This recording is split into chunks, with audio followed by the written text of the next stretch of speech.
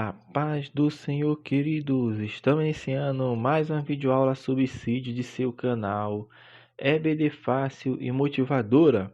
E na aula de hoje nós comentaremos a lição de número 11 das lições bíblicas adultos, que tem como título Sendo Cautelosos nas Opiniões. Amém? Dando prosseguimento ao nosso estudo bíblico deste trimestre, a qual estamos estudando os valores do reino de Deus, a relevância do Sermão do Monte para a Igreja de Cristo. E hoje comentaremos a antepenúltima lição do trimestre, sendo cautelosos nas opiniões. O texto áureo encontra-se em Lucas, capítulo 6, versículo 36. Sede, pois, misericordioso, como também vosso Pai é misericordioso. Verdade prática. Quando julgamos as pessoas, nos colocamos em uma posição que não compete a nós, seres imperfeitos e falhos. A leitura bíblica em classe encontra-se no livro de Mateus, capítulo 7, dos versículos 1 ao versículo de número 6. Então, vamos dar início à nossa lição de número 11, sendo cautelosos nas opiniões. Então, meus irmãos, nesta lição de hoje nós estamos adentrando no último capítulo que abarca o Sermão do Monte, porque sabemos que o Sermão do Monte, conforme foi trazido pelo escritor inspirado pelo Espírito Santo, chamado Mateus, abarca o capítulo 5, 6 e 7 de Mateus. Então, já estudamos até a lição de número 10, tanto o capítulo 5 por completo, como o capítulo 6, e hoje estaremos adentrando no capítulo de número 7, o último capítulo do Sermão do Monte, que se encontra em Mateus, no livro de Mateus. Observe que algumas pessoas comentam e questionam, falando que o capítulo 7 de Mateus está desconexo tanto do 5 quanto do 6. Mas quando vamos ler, percebemos que isso não é verdade. Isso não se coaduna com aquilo que foi falado por Cristo, porque esse capítulo 7, se ele fosse falado primeiro e depois viesse os 5 e 6, estaria em comum acordo, porque tudo aquilo que Cristo falou, esse sermão do monte, ele se encaixa perfeitamente, meu irmão. Ou seja, é um ensinamento progressivo, é um ensinamento que abarca todas as palavras de Cristo dentro do Sermão do Monte. Por que isso? Porque Cristo, meu irmão, quando ele pronuncia o Sermão do Monte, ele estava buscando propor, que era ensinar os princípios valiosos para se viver como verdadeiros filhos do reino de Deus. E o capítulo 7 não fica de fora, também está dentro dessa parte e dentro também de tudo aquilo que nós estamos falando ao longo deste trimestre, que Cristo, ou seja, que Deus está vendo a intenção do coração, a motivação do coração, e a mesma coisa vai acontecer no capítulo 7, e como veremos na lição de hoje mais propriamente dita. Então, meu irmão, o autor também comenta no livro de apoio, falando que em nossa caminhada para as mansões celestiais, devemos ser conscientes de que nós estamos constantemente sendo observados. Primeiramente, claro, por Deus que tudo vê. E em segundo lugar, por outras pessoas. É claro que o mais importante é como Deus nos vê. Por que o mais importante é como Deus nos vê? Estudamos ao longo deste trimestre, porque o Senhor vê o que está dentro do coração, vê o que está no interior, vê a intenção, a motivação. Mas não é por isso que eu vou deixar me levar de não ter uma boa apresentação, um bom testemunho diante das pessoas que nos cercam. A palavra de Deus fala assim que nós devemos ser exemplo. E como é que vai ser esse exemplo se nós não transparecermos que somos filhos de Deus, ou seja, que somos súditos, que não somos súditos? Então temos que transparecer e que as nossas boas obras os homens possam ver, como foi falado no Sermão do Monte, e glorifiquem, e que os homens venham glorificar a Deus nas nossas boas obras. E Paulo, escrevendo aos Coríntios, na sua primeira carta, capítulo 3, versículo 7, ele fala que, pelo contrário, é necessário que ele tenha bom testemunho dos de fora, a fim de não cair no opróbrio e no laço do diabo. Olha só, o testemunho dos de fora é o que as pessoas também olham e dizem de você, mas com a intenção do coração certa.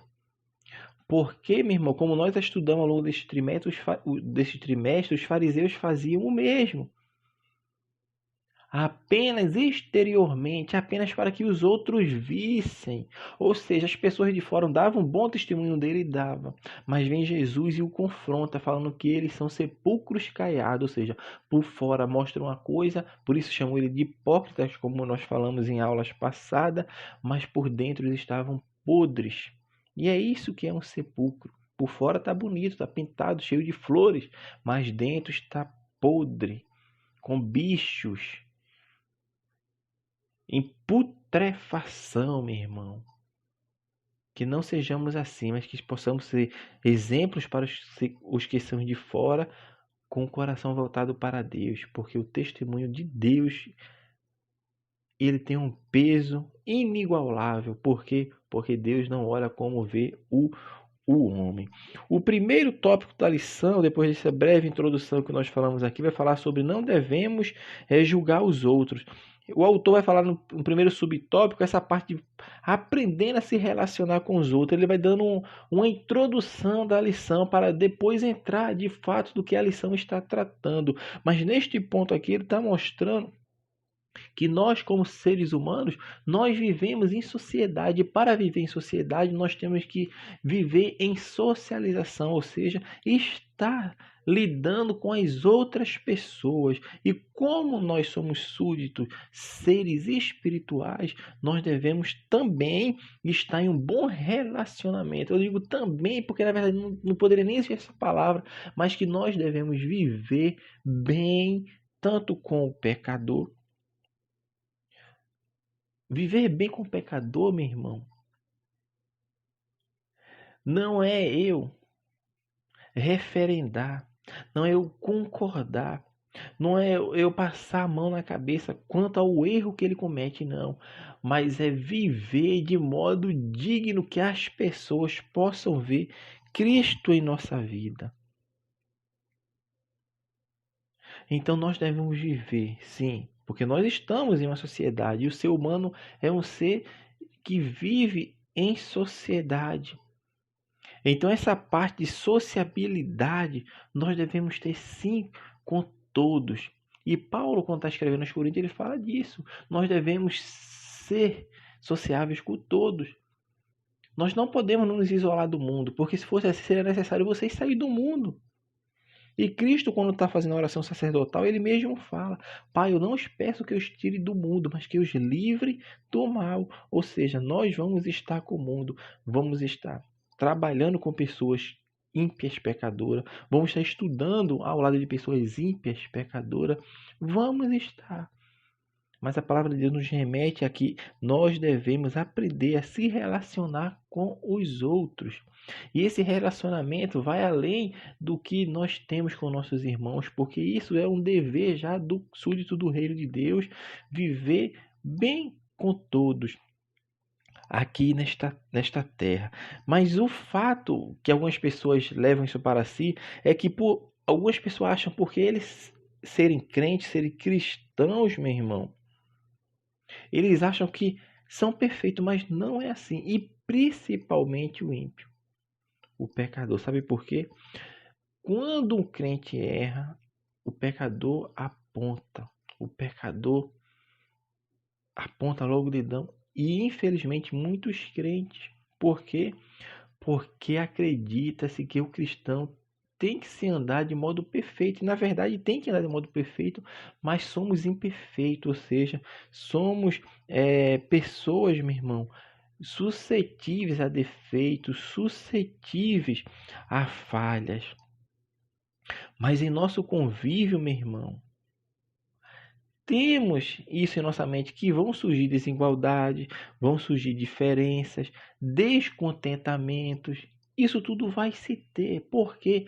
Porque somos pessoas imperfeitas. Ou seja, o que talvez seja uma coisa boa para mim dentro da legalidade, vamos falar assim, não seja para outra pessoa. O alimento que eu gosto é um alimento que outra pessoa talvez não goste, meu irmão. E isso são as coisas que vão acontecer dentro do nosso círculo, tanto cristão quanto no círculo secular. Então, para evitar tudo isso, meu irmão, nós temos que viver a verdadeira vocação de fé em Cristo e atentar para os bons conselhos e as orientações que são nos dadas pela nossa liderança espiritual, assim como está preconizado nas Escrituras.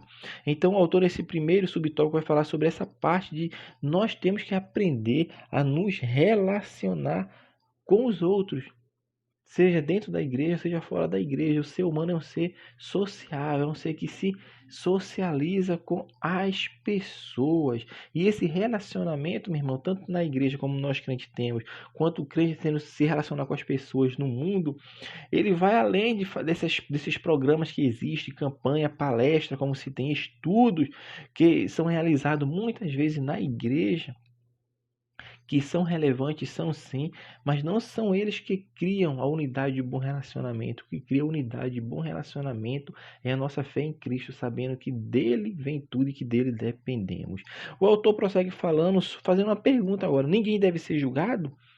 Será que quando Cristo estava falando essas palavras no Sermão do Monte, começando no capítulo 7, que não julgueis para que sejais julgado, o que Cristo está querendo dizer é que ninguém deve ser julgado? Não, não é isso que Cristo está falando. Porque se Cristo estivesse falando isso restritamente, estaria sendo contrário à sua palavra.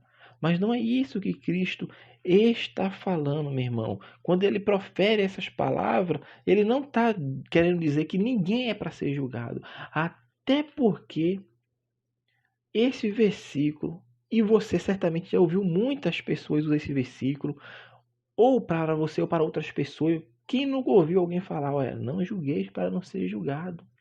Meu irmão, este versículo em si, essa frase em si falada por Jesus, quando ouve-se uma pessoa falar para outra pessoa, já é um julgamento.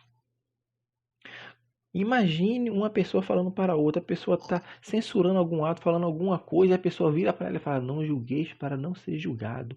A pessoa que falou esta frase, certamente ela já está com o pensamento julgando, já está julgando. Ela usou a frase já em sentido de julgamento. Observe como a coisa é muito estreita. Por isso Cristo fala: a porta que leva à salvação, que conduz o homem ao céu, é estreita, é largo o caminho que leva à perdição.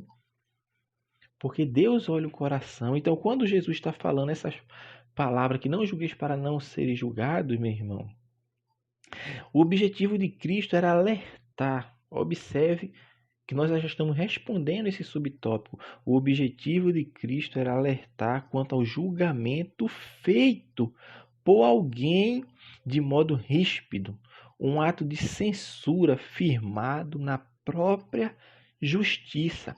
Era isto que Cristo estava combatendo quando ele fala que não se deve julgar para não ser julgado. Cristo estava dizendo: você não deve julgar segundo a sua justiça, a sua própria justiça. Por quê? Porque você é falho.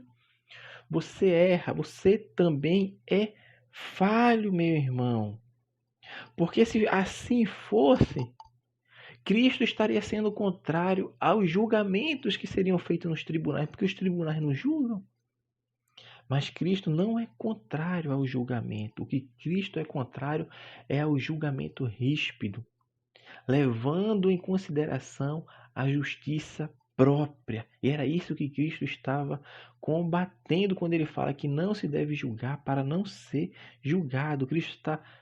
Por isso temos que ler o contexto, meu irmão. Porque a palavra de Deus ela não se contradiz, ela apenas se complementa. Ou seja, uma passagem explica a outra passagem, meu irmão. Então nós, como filhos de Cristo, devemos saber discernir bem as coisas para julgar corretamente, meu irmão. Porque Cristo em Mateus 7,18, ele fala sobre a importância que os discípulos têm ao julgar os ensinos dos falsos mestres, inclusive ajudar outros a fazerem isso corretamente. É o que Cristo está ensinando, que não se deve julgar segundo a própria justiça. E era o que era feito pelos escribas e pelos fariseus, porque o julgamento deles era duro. Visava simplesmente apontar as falhas e os defeitos dos outros, além da justa medida. Era isso que eles faziam. Faziam isso com toda severidade, com dureza e egoísmo pessoal, com maldade, meu irmão. Malícia, sem qualquer sentimento de amor. E Jesus vem e combate isso, meu irmão. Jesus vem e combate isso, porque pessoas que não conseguem enxergar coisas boas nos outros, meu irmão, elas nunca serão vistas como boas. Aqueles que só manifestam ódio, eles vão colher ódio. Aquele que só destila veneno, não demorará para também ele mesmo ficar envenenado.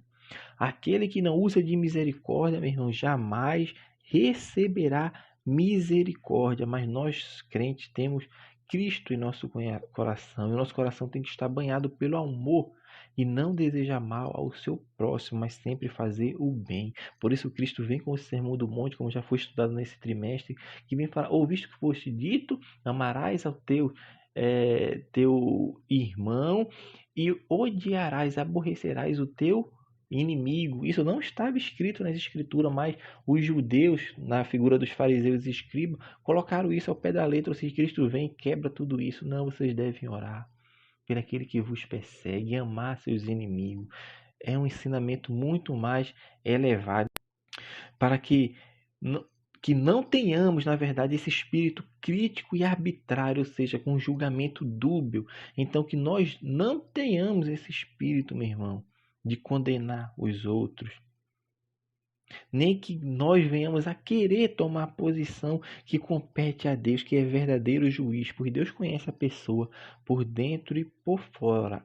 Mesmo assim é misericordioso, porque Deus sempre usa de misericórdia. Qual ensina o julgamento definido por Jesus? A resposta está na própria Sagrada Escritura, em João capítulo 7, versículo 24.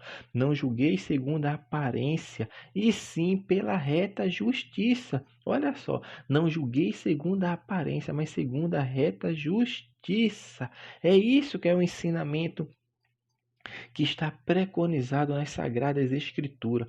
Os fariseus e escribas usavam as tradições, os ritos religiosos, se apegavam à lei, esqueciam do verdadeiro sentido da lei, meu irmão.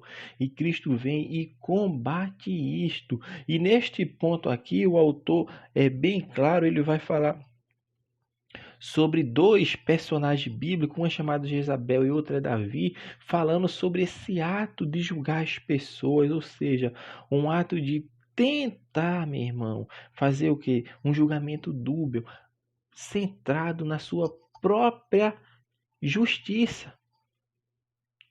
E de forma que ele não consegue ver o pecado que está nele mesmo. É o que nós vamos falar também no próximo tópico da lição. Mas Jezabel, o que Jezabel faz? Levanta falsa testemunha para condenar um homem justo chamado Nabote, porque Nabote não quis vender a sua vinha que estava ao lado do castelo do rei e acaba e fica mimado, fica bicudo, fica triste, como um menino mimado. E Jezabel usa da sua astúcia e faz um falso julgamento para condenar. E o mesmo caso aconteceu com Davi, quando é levado para ele o caso de uma ovelha de um pobre homem que foi pegado para dar uma festa um homem rico pega aquela única ovelha. Isso a gente vai falar no último sobre o tópico da lição, por isso nós não vamos entrar mais fundo. Mas o que nós vamos perceber, meu irmão, é que Davi não percebe o pecado que ele próprio está afundado, que ele pode estar dentro sujo, mas ele quer usar de justiça para com o outro, mas não olha a trave que está diante de si. Então, nesses dois exemplos, tanto de Jezabel quanto de Davi, meu irmão, o julgamento foi pervertido. Então, meus amados irmãos, julguemos segundo a verdade, com provas cabais, sempre buscando o bem e não segundo a aparência. Por isso João 7,24 fala: não julguei segundo a aparência, mas sim pela reta justiça. O tópico segundo vai falar sobre devemos primeiramente olhar para nós mesmos. Cuidado com o juízo exagerado contra os outros. É o que o apóstolo Paulo nos aconselha, meu irmão, que sempre devemos examinar a nós mesmos para sabermos se estamos de fato vivendo a verdadeira fé. E por isso Paulo diz em 1 Coríntios 11:28, examine-se, pois, o homem a si mesmo. É o autoexame, é olhar para mim, examinar a mim mesmo antes de eu olhar para o irmão. Porque muitas vezes nós olhamos para as pessoas e queremos apontar, e muitas vezes nós estamos cometendo o mesmo erro e talvez um pior erro do que aquele irmão que está cometendo. Mas isso é uma artimanha, é um artifício, meu irmão, para tentar esconder, encobrir os seus erros. E isso é um perigo, por quê? Porque talvez até diante dos homens você apareça ali como uma pessoa moralmente perfeita, eticamente ilibada, mas diante de Deus, meu irmão, você é um sepulcro caiado se fizer dessa forma, querer consertar os outros quando você mesmo está todo sujo. Foi o que Davi fez, queria consertar um erro cometido por outra pessoa, quando Natan conta aquela parábola, mas ele não via a sua própria veste suja, vamos falar assim, tratando do pecado. Estava sujo, estava dentro, mergulhado no poço de lama, no charco de lodo.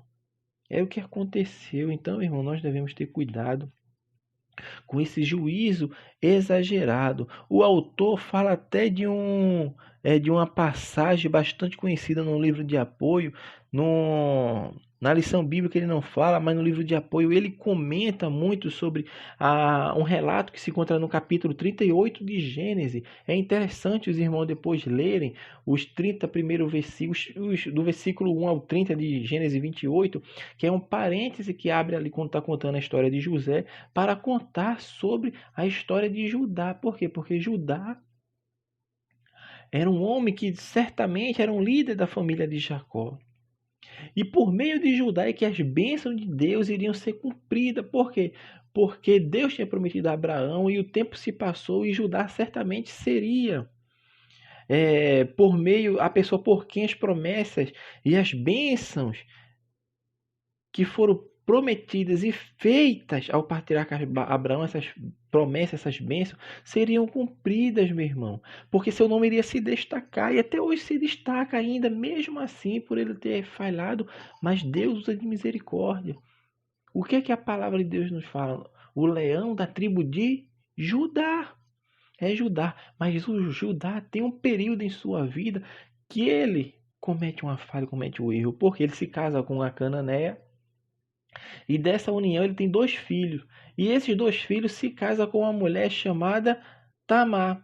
Só que o primeiro esposo dela vem a morrer. Por quê? Porque fazia o que era perverso, o que não era reto aos olhos de Deus, e Deus o mata. Porém, ela se casa com o segundo, porque era a lei do levirato, que é a lei do levirato que deve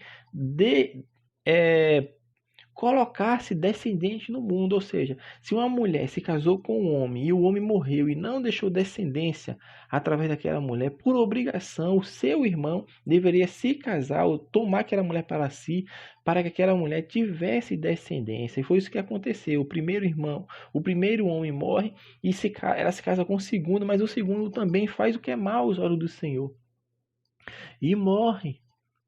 E assim ela não teve descendência. E Tamar vem para seu sogro chamado Judá, e Judá promete a ela que o terceiro filho dele, que era chamado Selá, iria ser dado a ela para gerar descendência, para que nascesse descendência. Porém, o tempo se passa e Judá não faz conforme o prometido. E Tamar, o que faz? Se passa por uma prostituta sagrada, uma prostituta cultual, e vai se deitar com o seu sogro, mas ela usa de inteligência, de astúcia, que antes de terem a relação, o ato sexual em si, ela pede 3 coisas ao seu sogro, sem ele saber que era ela. E o que Tamar vem e pede? pede a ele o seu selo, o seu cordão e o seu cajado. 3 coisas que mostram que esse homem tinha posição entre os hebreus e assim é dado. Ela tem a relação com ele, sem ele saber a, que era sua nora, no caso, sem saber. E depois Tamar vai e vai embora. O que acontece depois? Tamar está grávida. E essa notícia chega a Judá. E a primeira coisa que Judá faz, Gênesis 38, versículo 24, tirai a Tamar para fora para que seja queimada. Porque ela fez o que não era reto. Mas ela vem, meu irmão, sabe o que ela vem? Ela vem lá com o cordão, ela vem lá com o seu selo, ela vem lá com o cajado. E quando ele vê e reconhece que é dele, sabe o que acontece? A bola, como nós falamos no ditado popular, murcha de Judá. A bola murcha, a fúria agora se esfria. E o julgamento passa a ser agora de outra forma. Gênesis 38, 26. Respondeu Judá e disse: mais justa é ela do que eu, porquanto não a dei a selar meu filho, e nunca mais a possuiu. Observe, Judá errou, Tamar errou. Os dois erraram, mas ela estava desesperada. A gente não vai entrar nesse ponto aqui, para falar sobre Tamar, sobre o tratamento das mulheres, como eram no Antigo Testamento, no sentido de não ter descendência, como Tamar não tinha, mas Judá reconhece que ela é mais justa do que ele, porque ele prometeu uma coisa e não cumpriu, e ela foi e colocou os pés pela cabeça, sim, colocou. Nenhum dos dois, certamente sim, não tem um testemunho do mais sublimes sobre justiça na Bíblia. Mas o que é interessante de notar é que Judá estava mais errado do que Tamar. Estava mais errado. E observe como Judá agora olha para si mesmo, porque ele tinha condições, ele tinha poder de sair daquela situação. E ele poderia usar a influência que ele tinha diante das tribos de Israel ou de qualquer ardil, mas não fez, pois viu que o erro dele tinha sido maior do que o dela. Ou seja, ele viu que a trave que estava diante dos seus olhos era maior do que o agueiro que ela tinha. Observe que quando Cristo está falando essa parábola metafórica, no caso de Mateus 7, não é uma parábola, essa modo figurativo, metafórico de falar de agueiro, de trave, observe que é o que a história de Judá e Tamar nos mostra. Judá tinha uma trave, Tamar tinha um agueiro. Os dois estavam com coisas erradas, sim, mas o de Judá era maior. Era a trave que estava diante dos seus olhos. E quando ele tirou, ele percebeu que diante do que ele fez e do que Tamar fez, o erro dele era maior. Por isso ele diz: Tamar é mais justa do que eu. Então, cuidado, meu irmão, com o juízo exagerado sobre os outros. Que ele veio com o juízo exagerado, não veio? Tragam ela para fora para ser queimada. Mas estava com a trave posta na sua frente. Mas quando aquela trave sai, ele percebe: ela é mais justa do que eu. A inconsistência dos que possuem espírito de crítica. Neste ponto aqui, o autor vem falar sobre esse caso de julgar-se com justiça. Mas ele vai trazer essa parte da inconsistência dos que possuem espírito de crítica. Nós já vimos que Cristo não está proibindo o julgamento, não está. Nós devemos entender isso, mas que ele aconteça segundo a reta justiça, não segundo a aparência. E nas Sagradas Escrituras, nós encontramos na terceira carta que João escreve, na segunda carta que João escreve, o versículo 10 deixa bem claro lá, quando João está censurando, está sim trazendo um julgamento sobre uma pessoa que não trazia a verdadeira doutrina. E essa pessoa não poderia ter recebido e gozado a comunhão com os irmãos. Não deveria. E Paulo também fala a mesma coisa para Tito, em Tito capítulo 3, versículo 10. Para Tito evitar o homem faccioso. Porque ele já foi advertido 2 vezes, mas ele não ouve. Então, Tito, evita o homem. É claro, meu irmão, quando Paulo chamou esse homem de faccioso, não fez simplesmente por fazer, sem base, mas com conhecimento verdadeiro, ou seja, segundo a reta justiça, porque o verdadeiro julgamento é feito com total despreendimento, meu irmão, pois o inconsistente, que é o subtópico deste ponto que nós estamos falando, ele aproveita a falha. Ele aproveita o erro daquele com quem se manifesta. Ele tem, muitas vezes, inveja daquela pessoa, tem ciúmes. E quando ele vê aquela pessoa que tem destaque diante vamos falar, da igreja, é o que ele faz? Ele tomou conhecimento de uma falha, um erro dessa pessoa. Ele vai valer-se disso imediatamente para o quê? Para condenar, para apontar. Isso acontece na igreja? Acontece, infelizmente não deveria. Mas vemos muito isso no mundo secular. Por briga de posições, por briga de cargo, por briga de preferência. Porque o homem mau, meu irmão, ele usa dos ardilosos e das sutilezas colocadas em sua frente para apontar, para atacar, para tentar denigrir o outro, seja crente ou não. O que ele quer é tomar posição. Por quê? Porque ele é uma pessoa inconsistente. E as pessoas inconsistentes, as que possuem um espírito de crítica, de tentar apontar. Meu irmão, nós devemos entender que nós não somos Deus. Somente Ele pode dar a palavra final. E o que cabe a nós? Fazermos julgamentos firmados no amor e sempre atentando para nós mesmos, julgando o nosso próprio ser. Primeiro eu devo olhar, colocar-me no lugar daquela pessoa para entender e compreender. Eu não devo sair apontando nem julgando. Então, o que fazer para não julgarmos os outros precipitadamente? Nós já falamos sobre isso. Examine-se, pois, o homem a si mesmo, ou seja, eu devo primeiro consertar-me, ou seja, tirar a trave que muitas vezes é grande. Por isso essa diferença de trave e aigueiro, porque muitas vezes a trave está diante dos nossos olhos e queremos tirar o aigueiro do olho do irmão. Não vai tirar. Assim aconteceu com Judá, por isso é interessante ler o capítulo 38 de Gênesis para entender. Quando se tira a trave do olho, você consegue ver o agueiro. E você vai perceber, é mais justo do que eu. E como que eu vou julgar essa pessoa se eu não estou em um erro maior e um pecado, muitas vezes, maior do que aquela pessoa, meu irmão? Deus nos lembra, meu irmão, que nós não devemos nos precipitar em nosso julgamento com relação a outras pessoas, condenando-as. Devemos estar cientes do nosso pecado e como os espirituais, porque nós somos seres espirituais, o tratamento deve ser criterioso e com amor. E para encerrarmos, o último tópico da lição é falar, e se fôssemos julgados pela severidade de Deus? Aí ele pergunta, Deus é severo? O apóstolo Paulo diz que devemos considerar a bondade e a severidade de Deus, conforme está em Romanos 11, 22.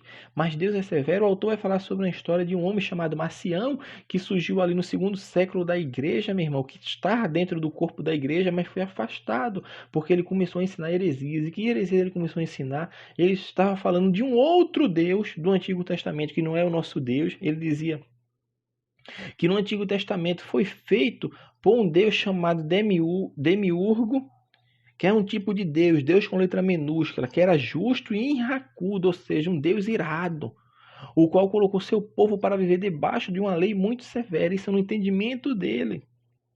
E ele dizia, é impossível que esse Deus seja o Deus do poder divino. Esse Deus, de letra minúscula, é um Deus, de letra minúscula, apenas do Antigo Testamento, e não o verdadeiro Deus, o mais alto sublime, desconhecido e revelado no Novo Testamento. Essa era a visão que ele tinha, uma visão distorcida de Deus, mas nós não percebemos isso nas Sagradas Escrituras. No Antigo Testamento nós vemos que a misericórdia de Deus era usada. Deus usou sempre de misericórdia para com o ser humano. E pasmem, bem mais na antiga aliança do que na nova aliança. Não é à toa que o termo misericordioso aparece mais no Antigo Testamento do que no Novo Testamento. Aparece porque Deus sempre usou de misericórdia. E Deus é um Deus de misericórdia, meu irmão. E vemos isso desde a criação e desde a criação até a condução do seu povo pelo Egito, pela Babilônia, pela Síria, diante dos reis, depois dos reis, de todos os períodos da história, Deus sempre usou de misericórdia. Nós vemos isso, que Deus criou tudo para o homem e colocou o homem no jardim, porque o jardim era um lugar bom, era o melhor lugar para que o homem estivesse, era o jardim, no paraíso, o jardim do Éden. Era um paraíso para o homem aquilo. E Deus dá ao homem, mas o homem erra, peca. E Deus usa segundo a sua reta justiça, porque a justiça de Deus é usada, a régua, a trena de Deus, para que ele faça justiça contra as coisas que cometem contra ele, é através da santidade. A régua de Deus é a santidade. E quando o homem fere a santidade de Deus, meu irmão, Deus vai agir com justiça, e ele é justo. Deus nunca tem o justo por injusto, nem o injusto por justo, porque ele é justo plenamente. A justiça, a santidade absoluta está em Deus. Então ele é a nossa referência de justiça, meu irmão. Porém, no Antigo Testamento nós vemos que Deus usa de misericórdia até para com o ímpio. E a palavra dele nos fala que Deus não tem prazer na morte do pior perverso. Ezequiel 33:11 é bem claro disso. E no livro de 1 Reis, capítulo 21 e 29, mostra como Deus era tão misericordioso, porque o próprio Acabe, um rei ímpio que andava longe dos caminhos de Deus, quando se arrependeu, Deus usa de misericórdia, porque Deus é um Deus de misericórdia. E como Deus nos julga? Romanos 2:2. Bem sabemos que o juízo de Deus é segundo a verdade contra os que praticam tais coisas. Então, o julgamento de Deus é segundo a sua santidade, porque a justiça de Deus é uma expressão de sua santidade, como bem falou o saudoso pastor Eurico Bergsten. Fala que a justiça de Deus é uma expressão de sua santidade. Então Deus nos julga segundo a sua santidade. Por isso a palavra de Deus nos fala em Romanos 11:22. Considerai, pois, a bondade e a severidade de Deus. Para os que caíram, severidade, mas para contigo a bondade, se nela permaneceres. De outra sorte também tu serás cortado.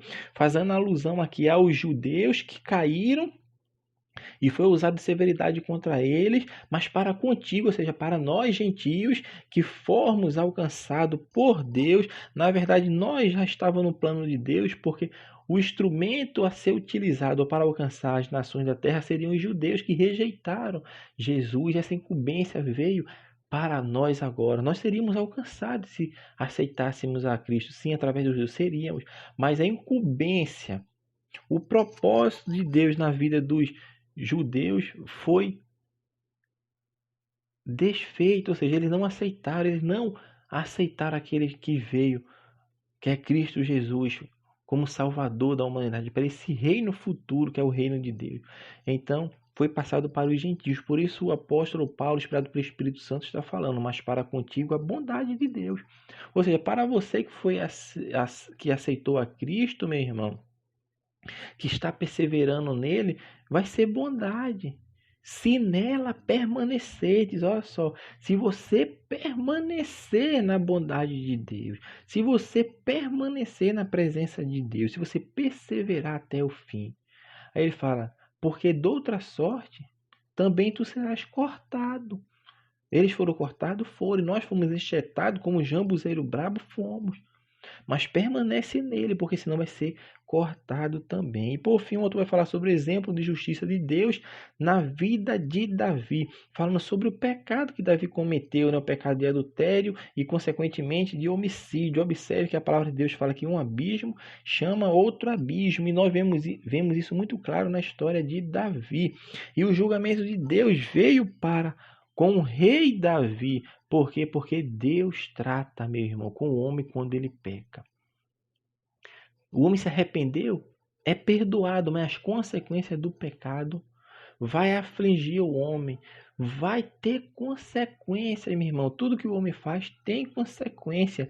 E com esse relato, meu irmão, nós devemos considerar 2 pontos sobre essa visão que nós temos da severidade de Deus na história de Davi. O primeiro ponto e mais crucial que nós devemos entender e compreender é que Deus não importa, meu irmão. Deus não olha, Deus não vê em consideração a posição, o destaque que aquela pessoa exerce.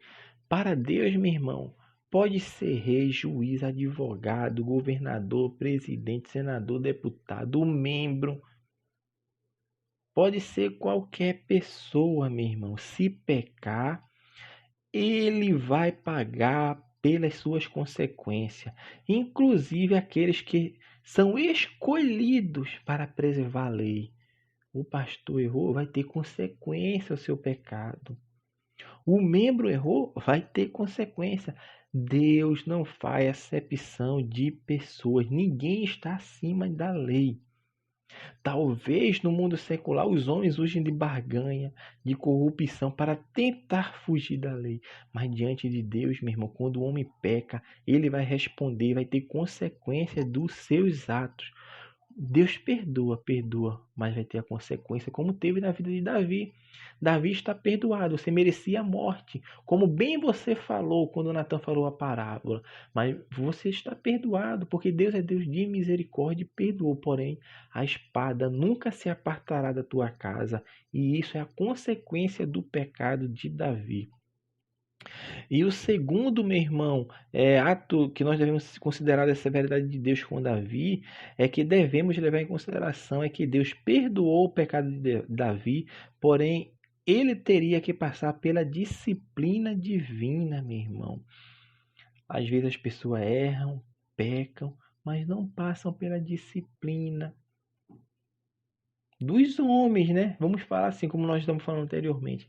Mas diante de Deus, Deus não leva em consideração a posição, o cargo que a pessoa tem, e a pessoa vai passar pela disciplina divina. Talvez os homens aliviem, não disciplinem, não o façam refletir, para depois ele vir entrar na comunhão novamente, não. Mas com Deus, vai ter sim, vai passar. Deus tem em vista não somente a salvação do pecador, mas também a disciplina da família da fé, meu irmão. O pecador perdoado precisa ser o santo disciplinado. Olha só, o pecador perdoado precisa ser o santo disciplinado, conforme fala Goldman. Então, meus amados irmãos, assim nós estamos encerrando mais um subsídio, seu canal é EBD Fácil Motivador, e nessa lição falamos sobre sendo cauteloso nas opiniões. Se você nos acompanhou até aqui, deixe seu joinha, deixe aí sua curtida para abençoar esse canal, para que as pessoas venham a ouvir a palavra de Deus de forma simples, objetiva e motivadora, e acima de tudo reconhecendo que o nosso Senhor é Rei. Amém? Deus abençoe os irmãos e até a nossa próxima aula, se assim o Senhor permitir.